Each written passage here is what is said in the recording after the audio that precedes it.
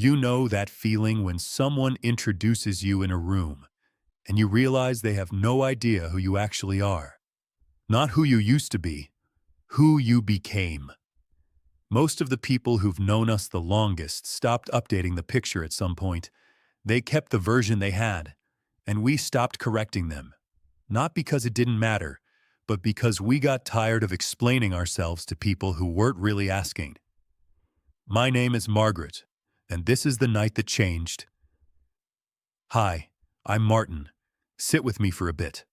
Tonight we're going to spend some time with a woman named Margaret, 52 years old, built a whole life, drove 6 hours to be at her father's retirement dinner. What she came back with wasn't what she went there for. Let's go. The invitation came on a Tuesday in March, which I know because the trash cans were at the curb when the mail arrived, and in our building, trash goes out on Tuesdays. My father's handwriting was on the return address, his particular block letter printing, the kind of penmanship developed in a generation that learned it as a serious subject. I recognized it from across the room. I set the invitation on the kitchen counter, next to a bowl of pears I kept meaning to do something with, and went back to work. It stayed there for 11 days. Not because I was deciding, I was going, had been going since the moment I saw the return address. But there's something about confirming attendance that makes a thing real, and I wasn't quite ready for real yet. So the invitation stayed on the counter, and the pears went soft around it, and eventually I threw out the pears, cleared the space, and RSVP'd. 1 plus 0. My father spent 38 years as a production supervisor at Hartley Fabrications, a metal components plant in a town in Ohio that most people from Ohio couldn't find on a map without help. He started there at 36, which meant he gave that company more years than he'd given anything else in his life. I'm not saying that as a criticism. He would say it himself, and he did more than once without any particular feeling about it. It was simply true, the way the color of a house is simply true. He grew up 2 towns over, in a house that was cold in the winters. His father had worked a farm that flooded badly 3 years running in the early 50s and couldn't recover. They moved, Robert was 12, and his father found work at an auto repair garage and rebuilt a life from almost nothing in a place he hadn't chosen, without complaint. Robert absorbed this, not as a lesson, not consciously, just absorbed it the way children absorb the things they witness before they have words for them. Work was what you did with your hands. Work was showing up. Work was a thing you could point to at the end of the day and say, "This exists because I made it." This matters for everything that comes later. I'm a regional accounts manager at an industrial distribution company. I've worked there for 18 years. What I do, in the simplest terms, is manage supply contracts. What materials go where, at what price, under what terms, on what timeline, and what happens when any of those things breaks down. There's nothing you can hold in your hands at the end of it. No object exists because I made it. But the work is real. Real decisions, real consequences, real money, real problems that need to be solved under pressure and within hours rather than weeks. I'm good at it. I've been getting better at it for 18 years, and I know that because I can feel the difference between how I handled things in year 3 and how I handle them now. Something that used to take me a day takes me 40 minutes. Something that used to keep me up at night, I now resolve before lunch. I had tried to explain what I do to my father over the years. Different explanations, different entry points, different levels of detail. He listened. He always listened. I want to be clear about that, because it would be easier if he hadn't. Easier to label and file away. He listened and nodded and said in the way that meant he was trying to find a place for the information and wasn't finding one. And then he'd ask if I wanted more of whatever we were eating, and we'd move on. My sister Carol is a registered nurse. She's worked at the same hospital for 26 years, lives 12 minutes from my parents, is married to a man named Phil, who coaches youth baseball and changes the oil in his own car, and has never once, in the 23 years I've known him, said anything unkind about anyone in my presence. They have 3 children. The youngest is 16. Carol has been in the same place for 26 years, which my father understands perfectly, the same way he understands a well-maintained machine. You can see how it works, you can see what it produces. When my father introduces Carol to someone, he says, "This is my daughter Carol." When he introduces me, he says, "And this is Margaret." The pause between those 2 sentences is very brief. I noticed the pattern sometime in my mid-30s. By my late 40s, I had stopped noticing it consciously, the way you stop noticing a sound that's always present. It's still there. It's always been there. You've just reclassified it as background. I drove 6 hours to get to the dinner, left at 9 in the morning with a thermos of coffee and a podcast a colleague had recommended, something true crime that I'd meant to listen to for weeks. I made it through 2 episodes before the host's voice started to irritate me. Something in the way she leaned into pauses for dramatic effect, stretching the space between question and answer past the point where it felt honest. I turned it off, drove in silence for a while, the flat Ohio highway going on without interruption, found a country station I didn't particularly like, and left it on. Better than silence at 80 miles per hour when you're driving towards something you've been preparing yourself for and haven't quite finished preparing.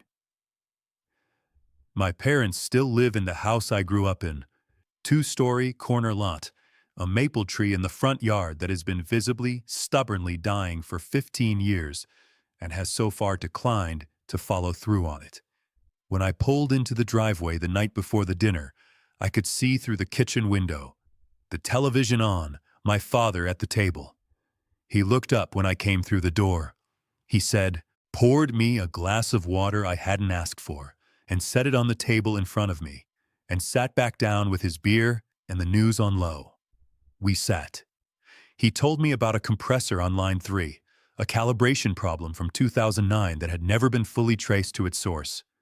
He had a theory at the time. The man who replaced him had a different theory, which Robert thought was wrong. The plant had a related mechanical issue last fall, which he'd read about in the company newsletter, and the way they described the fix suggested his original theory might have been right all along. He talked about this for 20 minutes, with the patience and precision of someone who finds a thing genuinely interesting.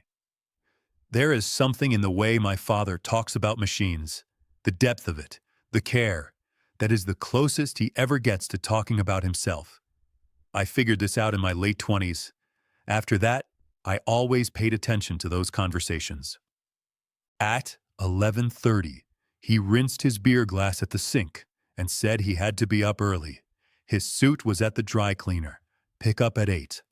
He said goodnight the way he says goodnight, with a brief nod, the compression of a man for whom a nod carries the same weight as a speech. I sat at the table for a while after he went up. My mother came down for water, saw me there, sat across from me. "Are you okay?" she said. "Sure," I said. She looked at me the way she's looked at me my entire life when I say sure, measuring the distance between the word and what's behind it. She went back to bed. I sat in the kitchen for 20 more minutes. The refrigerator made its usual sound. A car went by outside. I looked at the tile on the backsplash, white with a blue border, a hairline crack in one square that had been there since before I could read, and thought about nothing particular until I didn't need to anymore.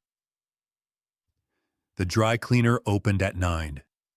My father hadn't checked the hours when he went at 8.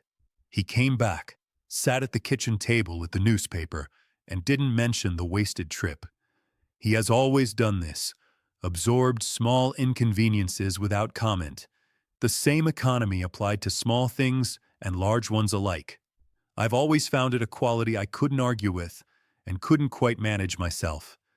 My mother made eggs. The house had the busy, slightly pressurized quiet of a morning before an event. Things being prepared, decisions being made about small things. The particular domestic tension of people trying to get ready at the same time in a house with 1.5 bathrooms. Carol arrived at 10:30 with Phil and Becca. Becca is 16.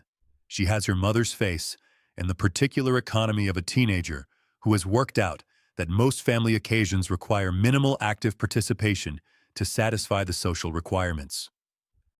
She sat at the kitchen table with her phone and a focused expression that could have been homework or could have been nothing, and I didn't ask.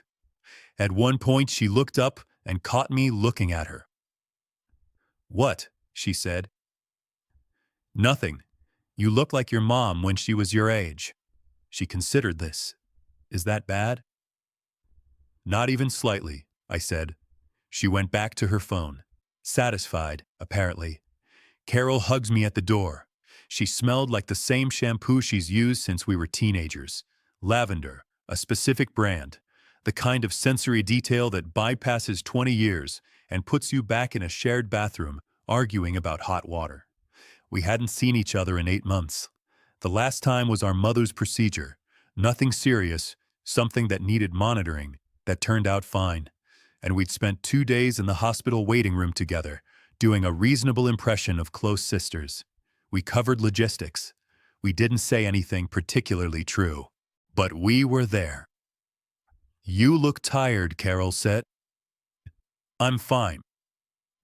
I'm not criticizing, I'm just saying." She went to find our mother. Phil shook my hand. He told me the drive up had been worse than expected. I said yes, that stretch had been bad for years. We both looked at Becca, who hadn't moved. "She does that everywhere now," Phil said, without any particular feeling about it. "She's fine," I said. Phil is a man I have always liked without fully understanding. He has a steadiness to him that isn't passivity. He pushed back on my father once about something I wasn't present for and apparently held his ground. But he doesn't lead with any of that. He leads with availability, which I've come to think is rarer and more valuable than it sounds.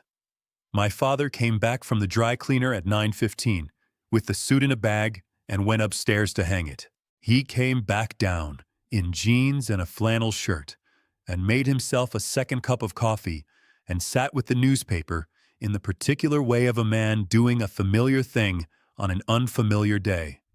He read. He turned pages at his own pace. The day moved around him. At one point, Becca looked up from her phone and said, "Grandpa, why do you still get the paper?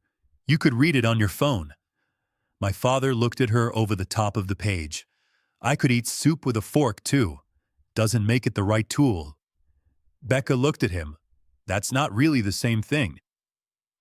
"Sure it is," he said, and went back to reading. Becca looked at me. I gave her a small shrug. She almost smiled. A flicker, gone before it was certain. She went back to her phone. "I want to tell you something about my father that doesn't fit neatly anywhere, so I'm going to put it here. He is funny. Not trying to be funny, not performing humor for a room. The kind of funny that comes from seeing things with extreme precision and saying exactly what he sees, without softening or dressing it up. It's the quality that made the room laugh at his retirement dinner later that night. It's a quality I've spent my whole life half envying. I have my mother's humor, which is quieter and more internal and has served me well. But my father's particular gift, the one that makes rooms open up, that one skipped me entirely, and I've always known it. By noon, the house had the loose, productive feeling of people getting ready. My mother ironing a blouse in the bedroom. Carol helping Becca locate a specific clip that was needed for a specific purpose, and apparently in none of the places it should be. Phil watching football in the living room at a volume that was technically respectful and still somehow present in every other room. The ordinary sound of a family preparing for something. My father came downstairs at 12:45. The suit was dark gray, the tie a blue I hadn't seen before, recent or close to it. He looked like himself, but assembled. More himself than he usually gets to be, in a way that has to do with occasion rather than effort. My mother was in the kitchen doorway, and she reached up and straightened his collar without saying anything. He stood still for it. He has always stood still for it. I took a picture of the two of them without announcing it. My father didn't notice. My mother noticed and smiled at the camera the way she smiles when something catches her off guard in a good way. I still have that picture. I keep it somewhere I look at occasionally. There's something else I should tell you, because it matters for what happens later. I left home when I was 22.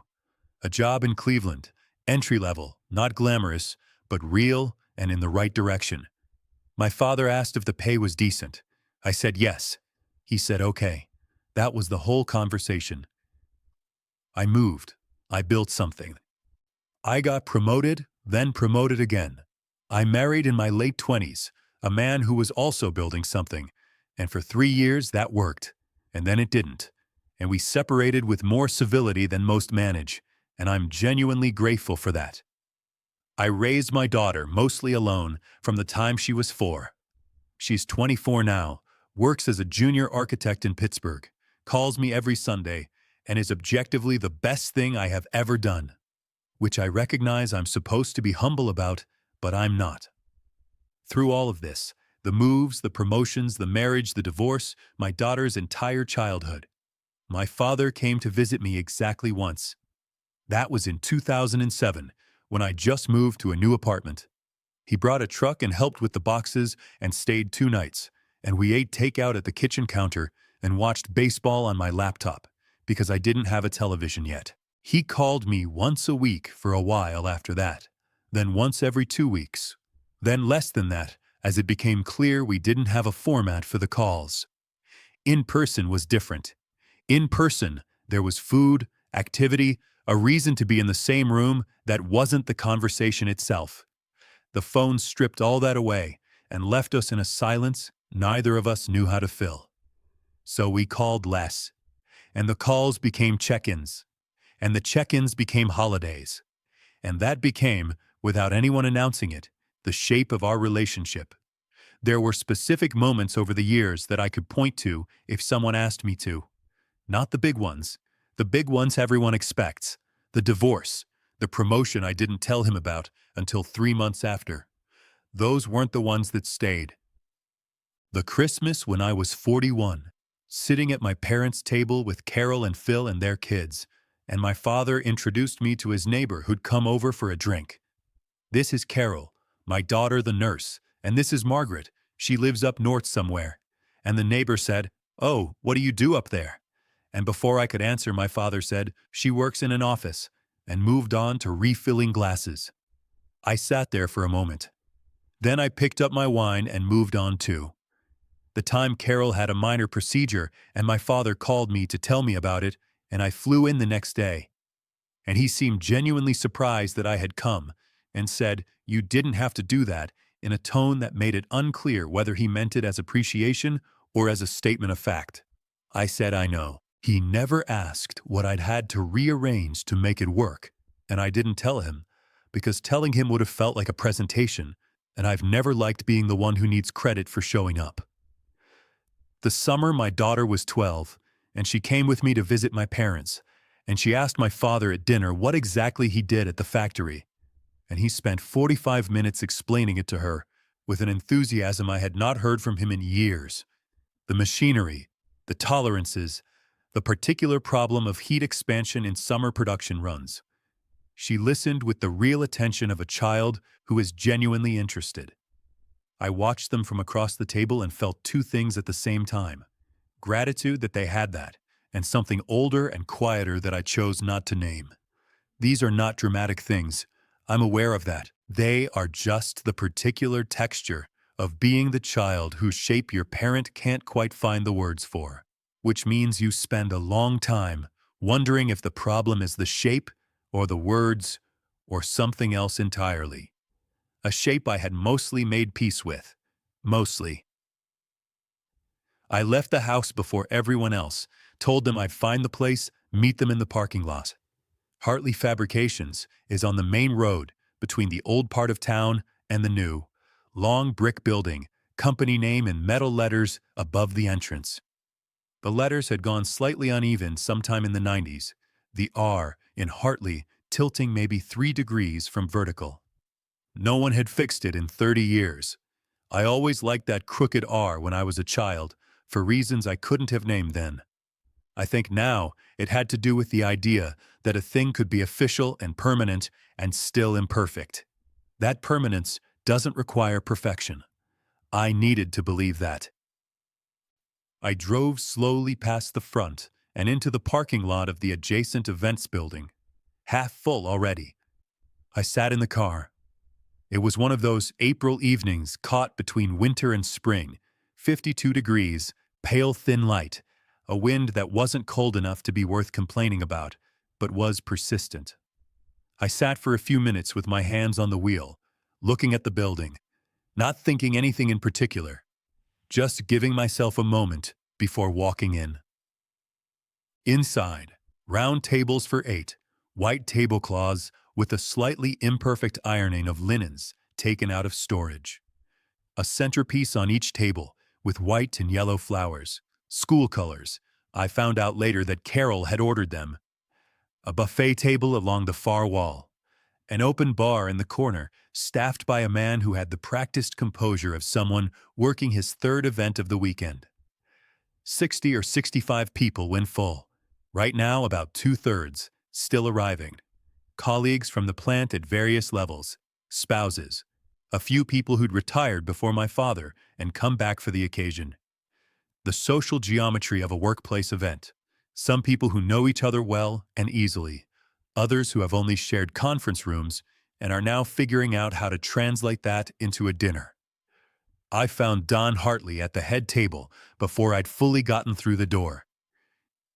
He was talking to someone to his right, but he looked up the moment I came in. I don't know how to explain this, except to say that some people have a specific quality of spatial awareness. They track a room without appearing to. Hartley has always had this. In 7 years of working together, I've seen it in meetings. He knows where everyone is, follows conversations at the periphery of the main one, doesn't miss much. He saw me. I saw him. A small upward nod, the nod of someone recognizing a person in an unexpected context, still processing what the context means. I nodded back. Neither of us moved. Neither of us said anything. I looked away first. I found my table number on the card in my hand. Table 4. I looked around, found a table with a 4 on it, sat down, started to arrange my bag, and then a woman appeared at my elbow. "Excuse me, are you a Callahan?" I said yes. "You're actually at table 4 over there, hun. This is 7, Western Division." She said it gently, the way you correct someone when the error is small and the embarrassment is a choice. Her name was Denise. She'd been in HR at the plant for 19 years, she told me as she walked me to the right table. She said my father was wonderful. She said it the way you say a thing you've said before, and still mean. Table 4 was in the center of the room. I sat down next to my cousin Gary, who is 44, sells insurance, and has the specific conversational quality of a man who has found that most topics, given enough time, can be made to circle back around to him. He seemed genuinely glad to see me. He told me about the drive up, which had been rough. He told me about a property he'd been watching in the area. He told me about his son's soccer season, which was strong. I made the appropriate sounds and watched the room fill around us. My parents arrived at 5:50. My father came through the main entrance, and the room shifted in that specific way. A slight redistribution of attention, like a tide responding to something, that happens when the person an event is about walks in. He moved through the room slowly. He stopped every few feet. He knew names, spouses' names, the names of people's children. He touched people on the arm. He laughed at things they said. The real laugh, the one that doesn't perform anything. I watched him work the room for a few minutes, and I want to be precise about what I felt watching him. It was not resentment.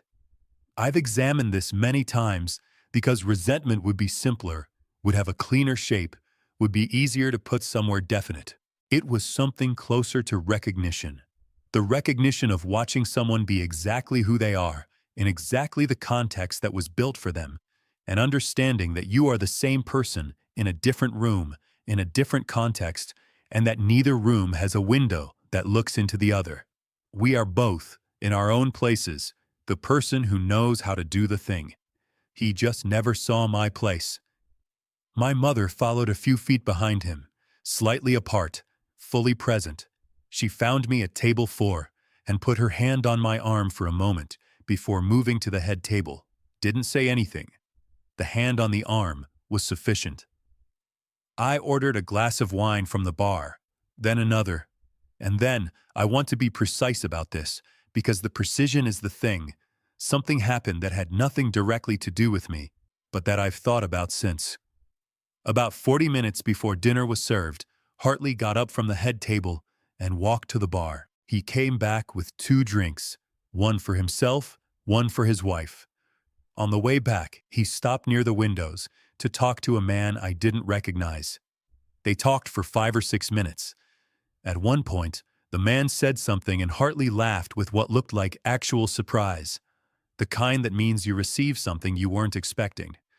They shook hands at the end of it. Something resolved between them. Hartley walked back to the head table. On the way, he glanced in the general direction of table 4. He did not stop. He did not look directly at me. He sat down, said something to his wife, and picked up his drink. I had been watching this without intending to. Something in his movement through the room had caught my attention and held it. The way he stopped at the right moments, the way he received what people said to him without immediately redirecting it back to himself, the way that single laugh had been genuine. I had worked with this man for 7 years, exchanged hundreds of emails, spoken on the phone in moments of urgency and in moments that were purely procedural.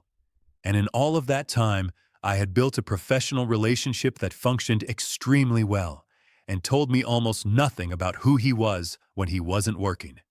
That's normal. That's how most professional relationships function. You know someone's competence and reliability and general disposition, and the rest is inference. What I just watched in that room was not the Hartley of our working relationship. It was the Hartley of his own context. The man who owned this building had signed these people's paychecks for decades, knew the names of their children, and had showed up tonight for a man who had given the company 38 years of his life. What he did with that knowledge later in the evening is not something I could have predicted from anything I'd seen before. I looked at my wine. Carol and Phil arrived. Becca had decided, it turned out, not to come. Friends, the thing, and I wasn't surprised once Carol told me. Becca had made the right call. Carol sat near the head table. Phil almost immediately found someone to talk to about something that required gestures. The room filled. 65 people in an event room designed for 80. The sound of it was the particular sound of a certain kind of occasion, the combination of voices and cutlery and ice in glasses, the low-frequency hum of people trying to be present at something that matters to someone they care about.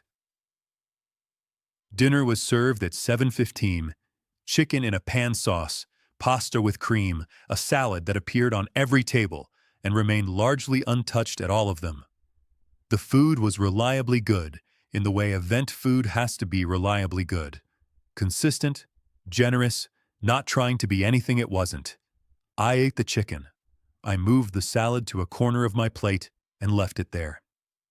Gary got a second serving of pasta before most people were halfway through their first. He did this without self-consciousness, which I respected, without imitating. Hartley, at the head table, ate quietly. His wife talked to the woman beside her. Hartley listened more than he talked, which is something I've noticed over 7 years. In meetings, in calls, in the occasional back and forth over a contract that needed sorting. He waits until he's heard everything before he says anything. Whether it's a quality he was born with or one he spent decades building, I've never known him well enough to ask. About 20 minutes into dinner, my father came by table 4. He wasn't sitting. He was moving through the room, making his rounds the way he'd been making them all evening. But he stopped at our table and stood beside me and said, looking at my plate, "You eating?" I said yes. He looked at the salad in the corner, not the salad. I said, "I don't really eat salad." "Since when?" "Since approximately 1987, I said.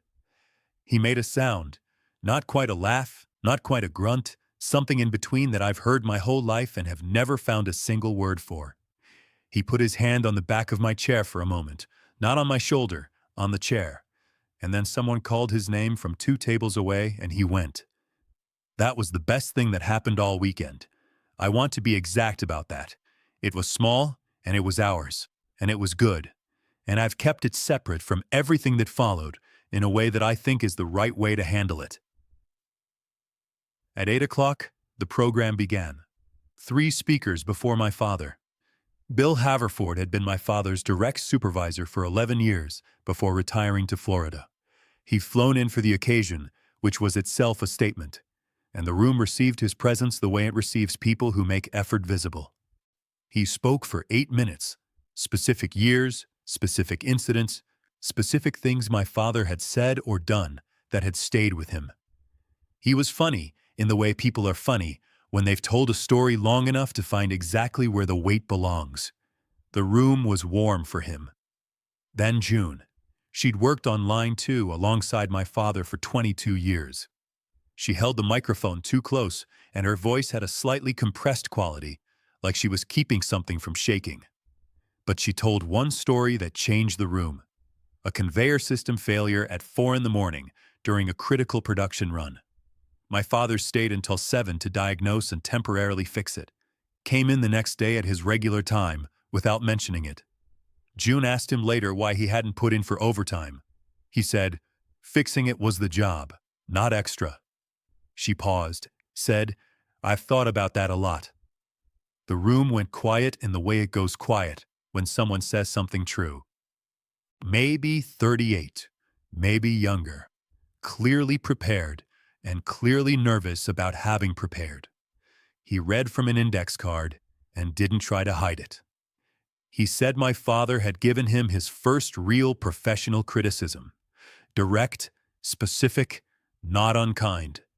Said it was the first time in his working life someone had taken him seriously enough to tell him the truth. "I came in green," he said. "I left knowing how to do the job. That's because of this man." He looked at my father when he said it, and my father looked back at him with an expression that had no performance in it. Just a man receiving something that he hadn't expected to be given in exactly those words.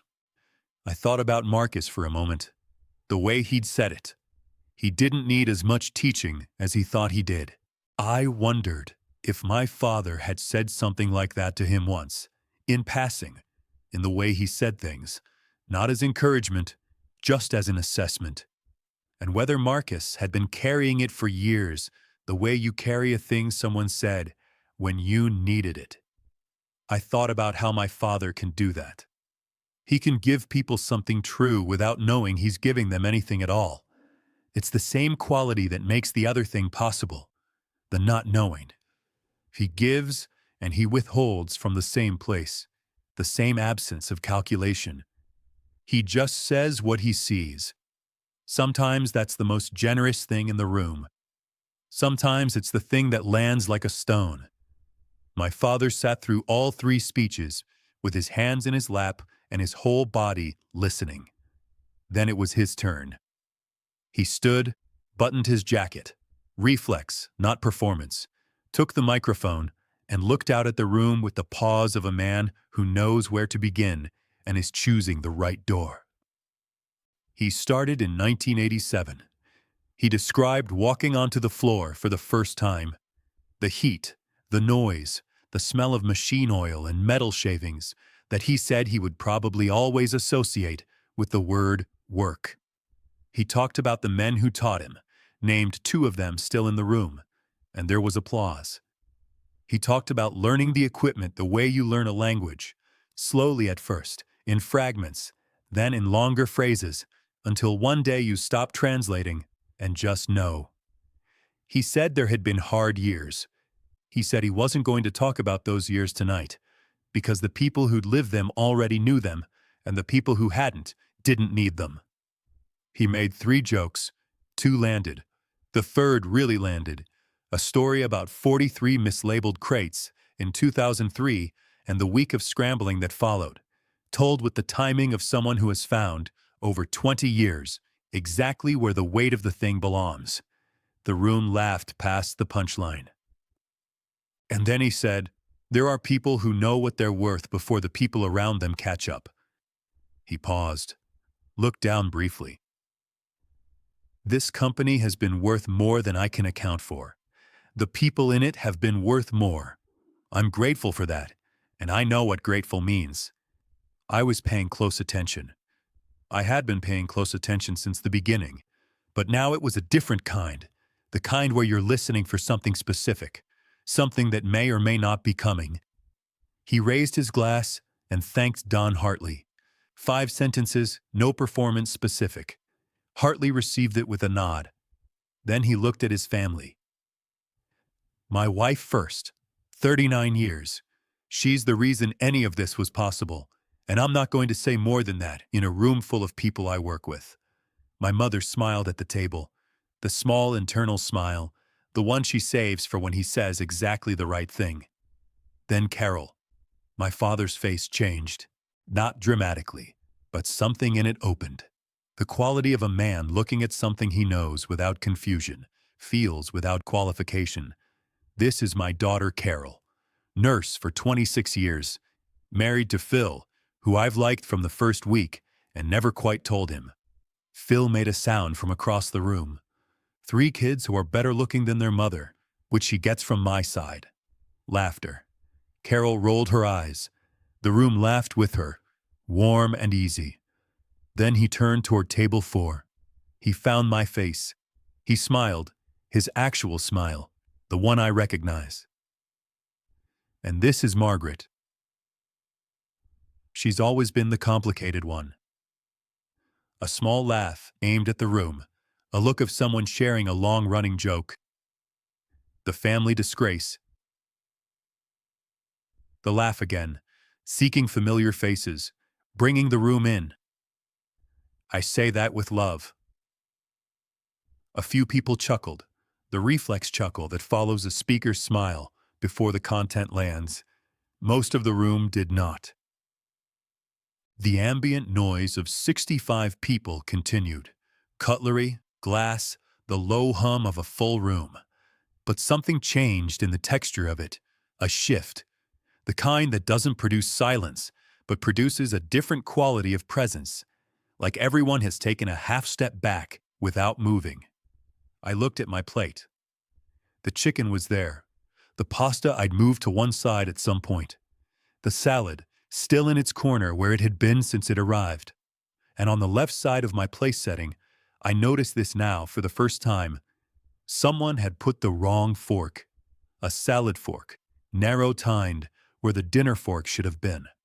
Which meant I'd been eating with the wrong fork the entire meal and hadn't noticed, and was noticing now, and was looking at it. I looked at that fork for a while. Gary put his hand on the table, not on my hand, near it. He left it there. He didn't say anything. Carol, from her table near the front, was looking at me.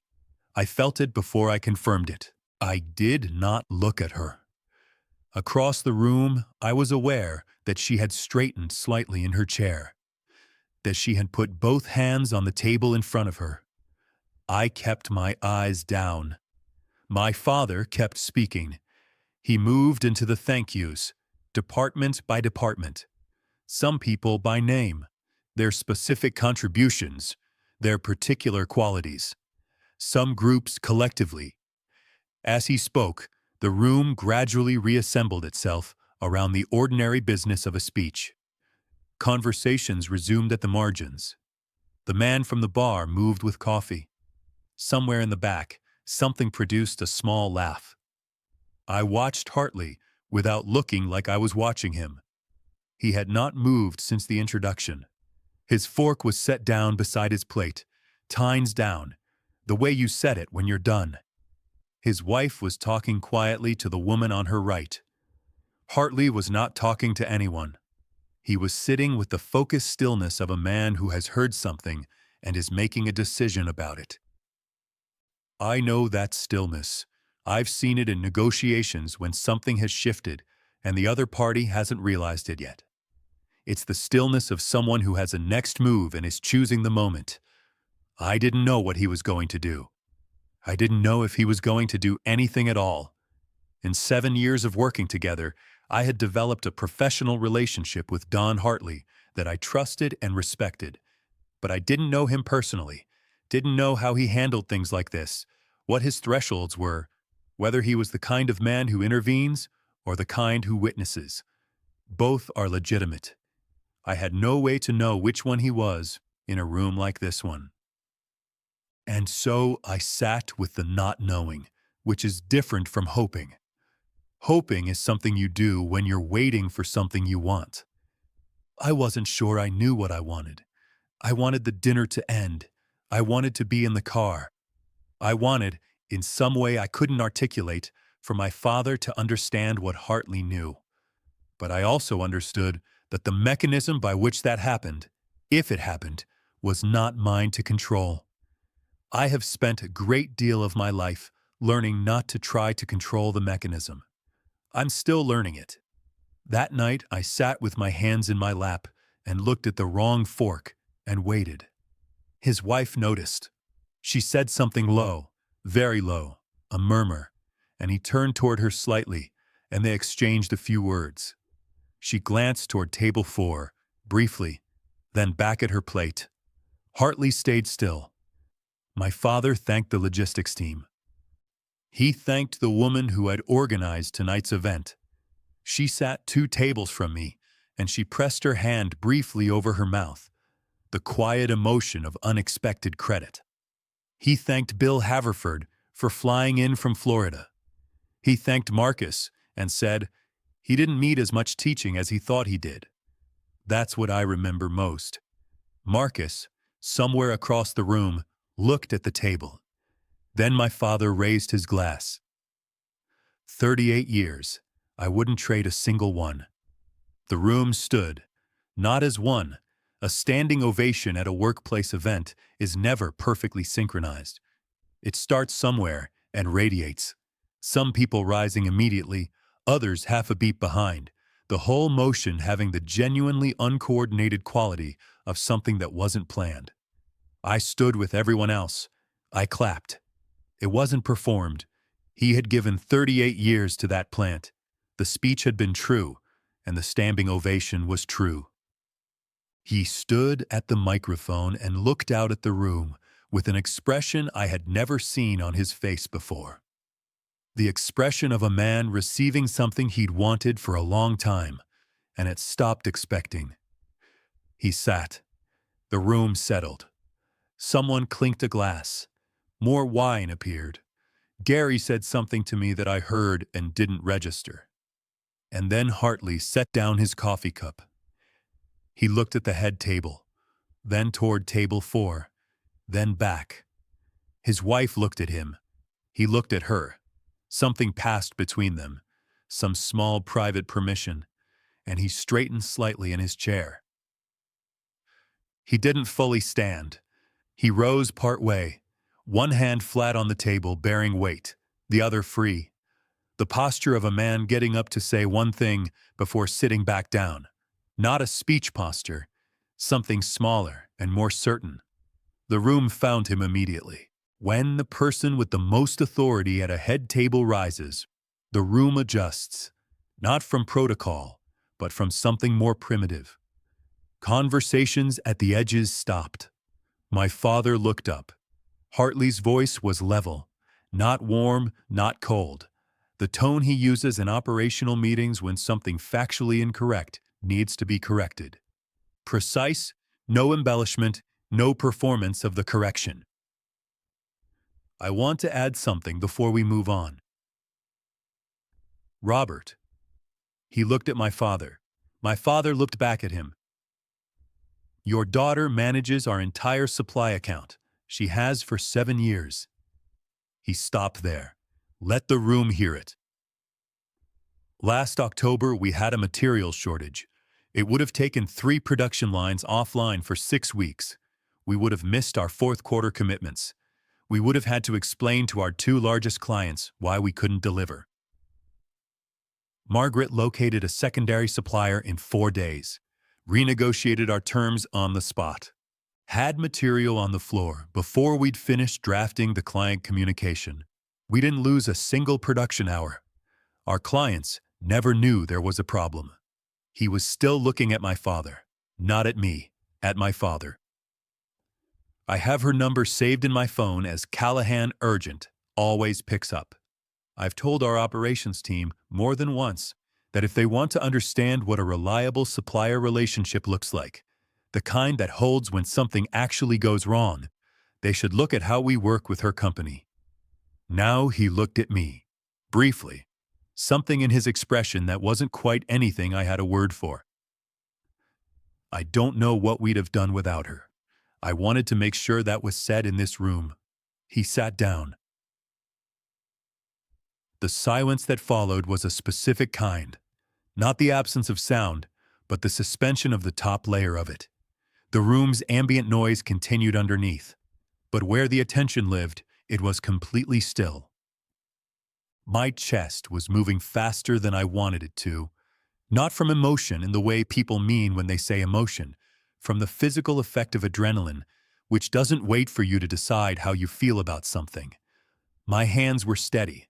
My face was, I believe, approximately neutral, but I was aware of my own breathing and aware that I was aware of it, and I looked at my plate.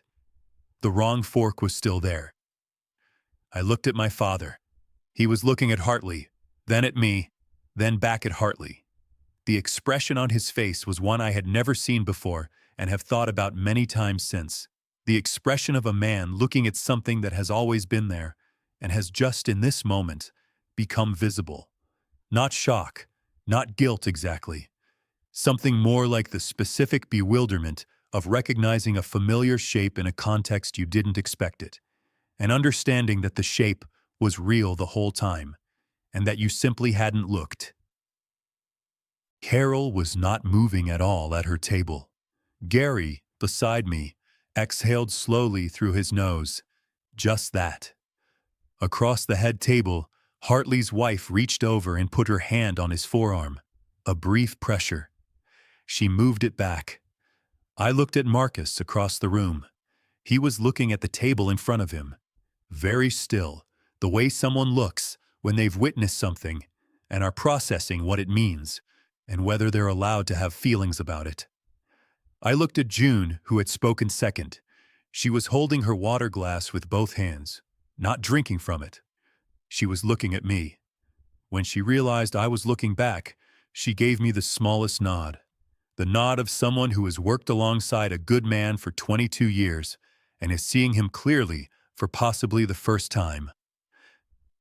I looked back at my plate. The room held its breath for a few seconds longer than it should have. These are the moments you remember afterward, in extraordinary detail. Not what was said, but the quality of the air around it. The way 65 people simultaneously became very aware of their own hands. For a long moment, no one at the head table spoke. Then my father said, "Well?" He looked around, at Bill Haverford, at the woman beside him, at the room. "I believe there's a dessert." And the room, carefully, like something being lowered rather than dropped, came back to itself. Conversations restarted at the edges. The dessert carts appeared, small chocolate cakes on white plates. The man from the bar moved with the coffee service. The logistics woman 2 tables away was already in a new conversation, her hands moving. Somewhere in the back of the room, 2 people laughed at something entirely unconnected to any of this. Gary took a piece of chocolate cake from a passing cart. I ate a bite of cold pasta, then another. The wrong fork still in my hand. I left Before dessert, I told Gary I wasn't feeling well. It wasn't entirely a lie. I picked up my bag, pushed back my chair quietly, and stood. I looked for Carol before I left. She was watching me from her table with an expression I recognized. The look she gets when she's about to do something and is waiting to see if she should. She started to rise. I shook my head, barely, just enough. She sat back down. She had her phone already in her hand. I looked for my father. He was at the head table with his back to me, talking to Bill Haverford, who had said something that was making my father laugh. The specific laugh that means he's receiving a story he likes. Leaning in slightly, his hands starting to move a little the way they do when he's engaged and not monitoring himself. I stood near the door for a few seconds and watched him from across the room. I didn't go to him. It wasn't the right moment for it, and I don't do things when it isn't the right moment. I don't know whether this is self-control or avoidance. Probably both at different times. I went out. The parking lot was the same parking lot it had been an hour ago. Same cars. Same two pole lights at the far end, washing everything in pale yellow. Same April wind. Still persistent. Still not quite cold. I found my car. I got in. I put my bag on the passenger seat and sat with my hands in my lap. I took out my phone. I opened my daughter's name in my contacts. She's 24 and lives 3 hours in the other direction and is the person I can tell almost anything to. I looked at her name on the screen for a while. I put the phone away. It wasn't that I didn't want to hear her voice. It was that hearing her voice would have required explaining what had happened, and explaining it would have required her to feel something about it. And she would have been angry. She's always been quicker to anger on my behalf than I am, which is a quality I love and occasionally find exhausting. And I would have spent the next 20 minutes managing her anger on top of my own whatever this was, and I didn't have that in me. I sat in the parking lot. I thought about the wrong fork, which I'd used for the entire meal without noticing until I couldn't stop. I thought about what it meant that I'd eaten correctly with the wrong fork for an hour. Nothing, probably, except that the classification of wrong and right depends entirely on who's doing the classifying. I thought about Hartley's voice, the complete absence of ceremony in it. The way he'd said always picks up as if it were a minor practical quality, a logistical note, when it was also, I know this about myself, the thing I'd worked hardest to be. Reliable under pressure. The one who answers. I thought about my father's face afterward. That specific look, a man seeing something that was always there. I have turned that look over many times since. I don't think it was guilt. Guilt would have been easier to watch in some ways, because guilt is active. It moves. It reaches towards something. It tries to repair. What I saw in my father's face was something quieter and harder than guilt. It was the face of a man encountering a gap between his understanding of something and the thing itself, and beginning to measure how wide the gap is. That kind of reckoning takes longer than a dinner. It may take longer than I have left in good health to witness. But it was real. I saw it, and it was real, and I'm not going to claim it was nothing. I thought about his speech. I never once woke up and didn't want to come in. I had written it down in my phone so I wouldn't lose the exact words. I'd done that because it was the truest thing he said, and because I understood it, and because the same thing is true of me. I have never once woken up and not wanted to do the work, and he has never asked me about it in enough detail to know. I'm not angry at him. I want to be precise. I am not angry at him. I have been angry. Specific moments, specific years, the year after my divorce when I needed something from him I didn't get, the year my daughter was 7 and he missed her birthday because of a thing at the plant that I later found out he could have left early. Those were real. I don't dismiss them, but they belong to a different accounting than the one I was doing in that parking lot. What I was doing in that parking lot was something more like inventory. sorting through the items of a relationship to see what was actually there versus what I'd constructed around it, the assumptions I'd made about what he thought of me, the conclusions I'd drawn from his silences. Some of it held up under examination. Some of it, looked at honestly, was more complicated. He had never said he was ashamed of me. He had never said I was a failure. He had said I was complicated. He had said it as a joke. He had been smiling when he said it, which did not make it not a wound, but which was also a fact. The thing about a wound from someone who didn't mean to inflict it is that you spend a long time not knowing what to do with the anger. You can't return it to the sender with a clear conscience because the sender didn't know they were sending it.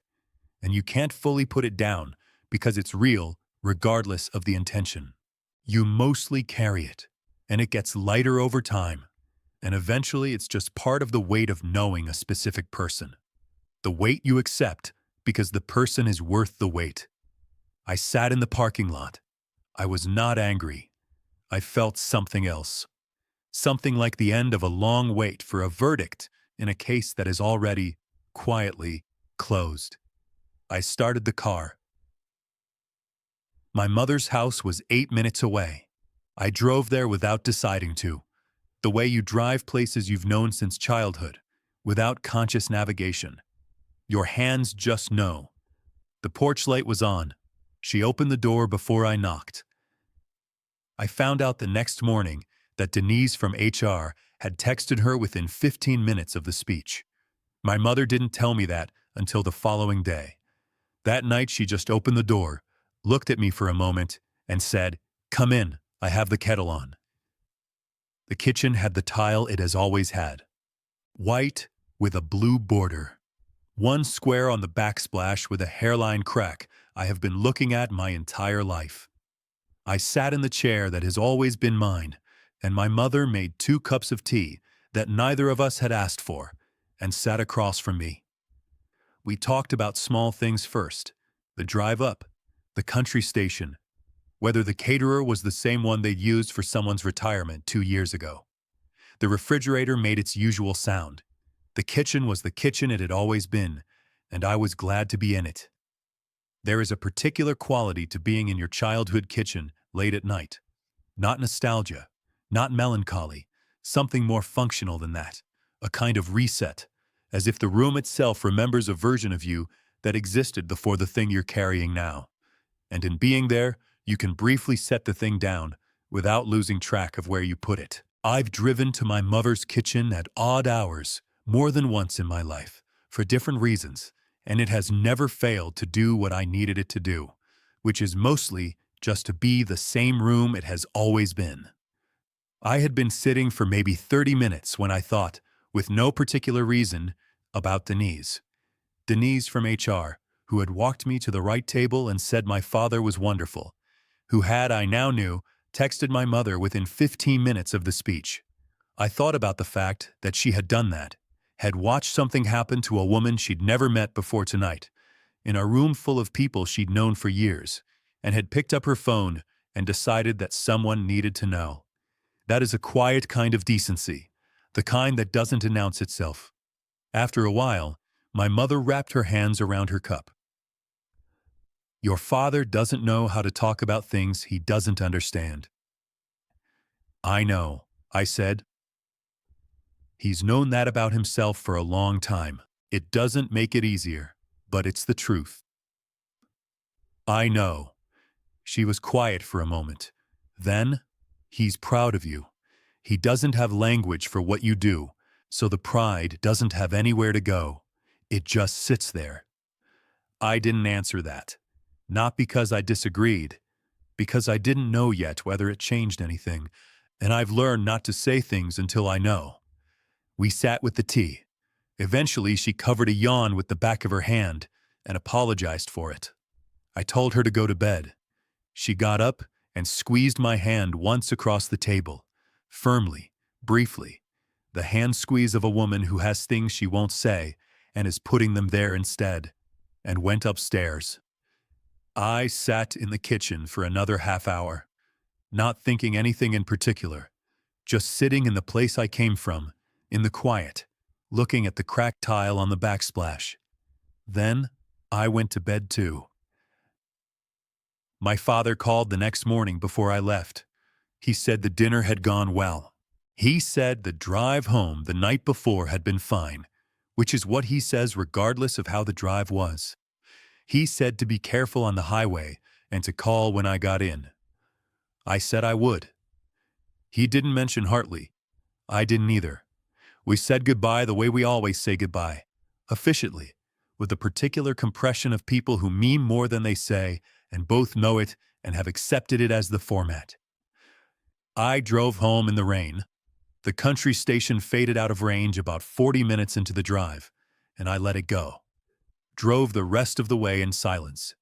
Stopped at the same gas station as the way up. Same kind of sandwich, eaten standing by the car with the rain going sideways. Got back in. Kept going. Carol texted me that evening. You okay?